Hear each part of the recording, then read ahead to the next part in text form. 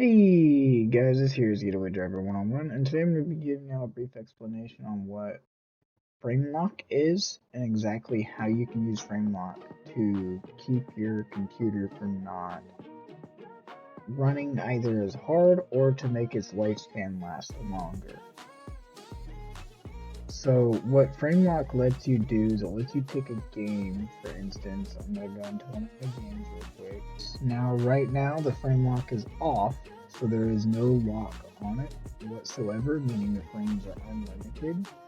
What a frame lock lets you do is it lets you put a frame rate limit, which lets you put basically like a rev limiter for your computer. So now if you're running, let's say at 348 frames, you could probably bring the frame rate down to 320 and take 20 frames off of your maximum frame rate, which will keep your computer from not having to work as hard. Because like right now the menu is running at 100% on graphics card utilities, and I'm gonna go ahead and bring up MSI Afterburner on the side over here. So as you can see, it's running 100%. Now,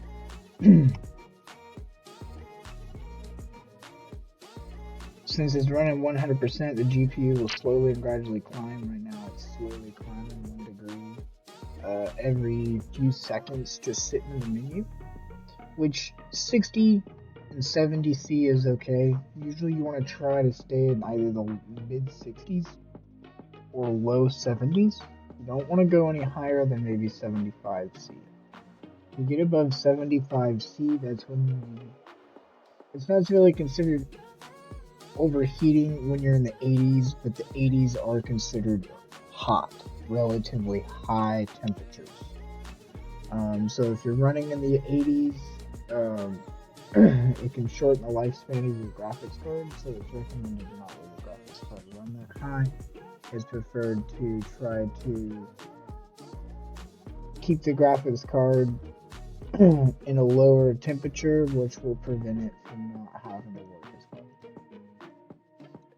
So right now we are currently in the menu, so I'm going to go ahead and boot up a mode, and it's going to drop all the way from 160 all the way down.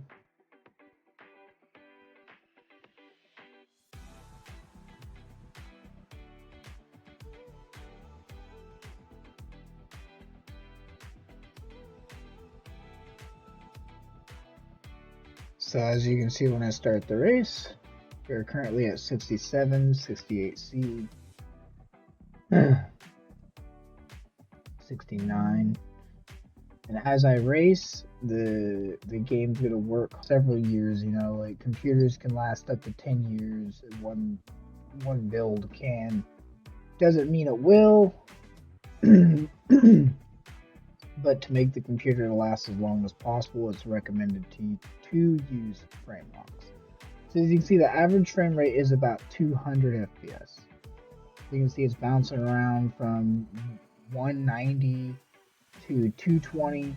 So where I would put the frame lock would be is about 200, 205, maybe 210 max. But 200 would be pretty good for this game. It wouldn't have to work as hard, and it would still play just as good.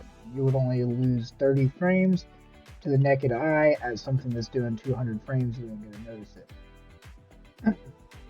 That includes games that are running 400 and 500 frames. If you can run all ultra settings, maxed out resolution and everything, and you're still getting really high frame rates, why not go in and put a frame lock? It will lower the wear and tear on your graphics card. So right now it is currently doing 68 to 69. And as you can see, the megahertz right in between the 37 and 94% is 2860 to 2880.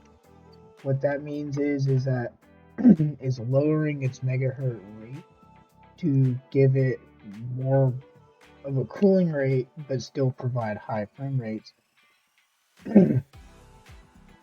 Which really it should be running in the 2910 to 2940s.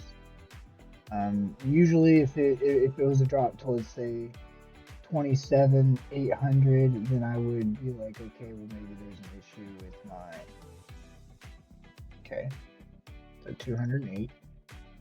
In fact, I'm gonna go a little bit lower, 201. So 201. Now we're gonna go ahead and start the game.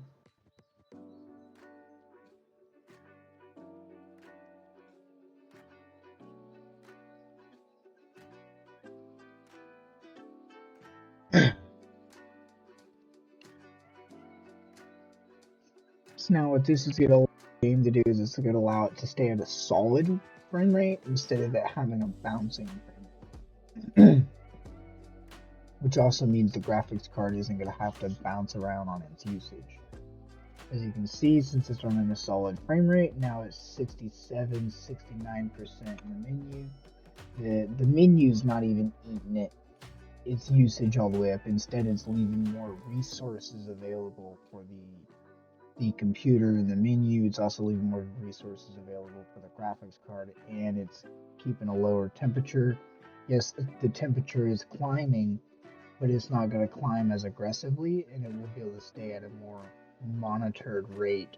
Now, it should stay more in the 60s, 65s, 67s. It shouldn't even be able to really hit even 69.